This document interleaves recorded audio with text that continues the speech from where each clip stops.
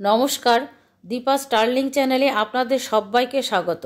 আজকে আমি ডিনারে রুটি বা পরোটার সাথে সার্ভ করবার জন্য শীতের কিছু সবজি দিয়ে অসাধারণ স্বাদের একটি রেসিপি বানাবো। বানানো খুবই সহজ, খেতেও খুবই ভালো লাগে।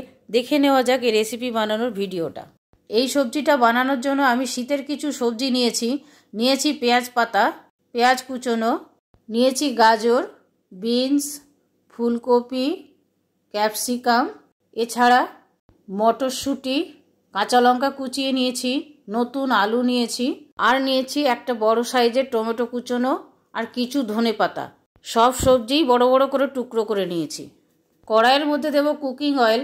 যে কোনো কুকিং অয়েলেই রান্নাটা করতে পারেন। তেলটা গরম হয়ে গেছে, দেব পেঁয়াজ কুচোনো। পেঁয়াজটা লাইট ব্রাউন কালার না হওয়া পর্যন্ত ভাজবো। পেঁয়াজটা ভাজা হয়ে গেল, এবারে এর মধ্যে দেব গাজর, যে সবজিগুলো সেদ্ধ হতে বেশি সময় লাগে, ফুলকপি আর আলু। এগুলো কিছুটা ভেজে নেব।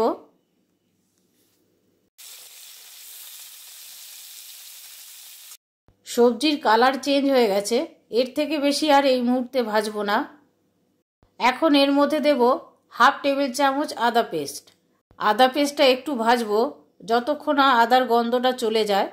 এবারে অন্যান্য সবজিগুলো দিয়ে দেব বিনস, ক্যাপসিকাম, পেঁয়াজ পাতা, টমেটো, মটরশুঁটি আর কুচিয়ে রাখা কাঁচা লঙ্কা।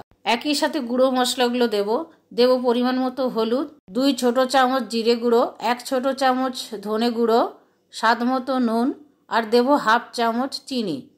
এবারে সব একসাথে ভালো করে কষিয়ে নেব। এই রেসিপিটা বানানো খুবই সহজ। হাতে কম সময় থাকলে পেঁয়াজটা ভেজে সব সবজি একসাথে দিয়েও রান্না করা যায়, তাতেও সবজির স্বাদ খুবই ভালো হয়। এই সবজিটা বানাতে বেশি সময় লাগে না। প্রত্যেকটা সবজি শীতকালে প্রচুর পরিমাণে পাওয়া যায় আর সস্তাও হয়। বাচ্চা বড় সকলেরই খেতে ভালো লাগবে। আপনারা অনায়াসেই বানিয়ে নিতে পারেন শীতকালে এই সবজিটা। সবজি থেকে জল ছাড়তে শুরু করেছে, এখন ঢাকা দিয়ে দেব গ্যাসের ফ্লেম লো করে 10 মিনিটের জন্য। 10 মিনিট পরে ঢাকাটা খুলব। সবজি থেকে দেখুন কতটা জল বেরিয়েছে। এই জলের মধ্যেই সবজিটা বাকি সেদ্ধ হয়ে যাবে। এখন কিছুটা সেদ্ধ হয়েছে, পুরোটা হয়নি। এখন এর মধ্যে দেব 1 মুঠো ধনেপাতা কুচোনো। ধনেপাতা কুচোনো সবজির সাথে ভালো করে মিশিয়ে নেব। ফুলকপির ডাঁটিগুলো ভালো করে সেদ্ধ হয়নি। এবারে গ্যাসের ফ্লেম সিম করে 5 মিনিটের জন্য ঢাকা দিয়ে দেব। 5 মিনিট পরে ঢাকাটা খুলব। সবজি থেকে যে জলটা বেরিয়েছিল সেই জলটা এখনও শুকোয়নি। নেড়ে নেড়ে ভালো করে শুকিয়ে নেব। তরকারির স্বাদ আনতে গেলে তরকারির মধ্যে যে জলটা বেরোয় সেই জলেই যদি তরকারিটা রান্না করা হয় তার একটা আলাদা রকম স্বাদ হয়। জলটা শুকিয়ে গেছে আর সমস্ত সবজি ঠিকমতো সেদ্ধ হয়ে গেছে। দেখতে খুবই সুন্দর লাগছে, কালারফুল, রেড, ইয়েলো, গ্রিন। আর একটু কালারফুল করার জন্য ওপর থেকে ছড়িয়ে দেব কিছু ধনেপাতা কুচোনো। হয়ে গেল ডিনারে রুটি পরোটার সাথে সার্ভ করবার জন্য শীতের সবজি দিয়ে অসাধারণ স্বাদের সহজ এবং সিম্পল একটি রেসিপি।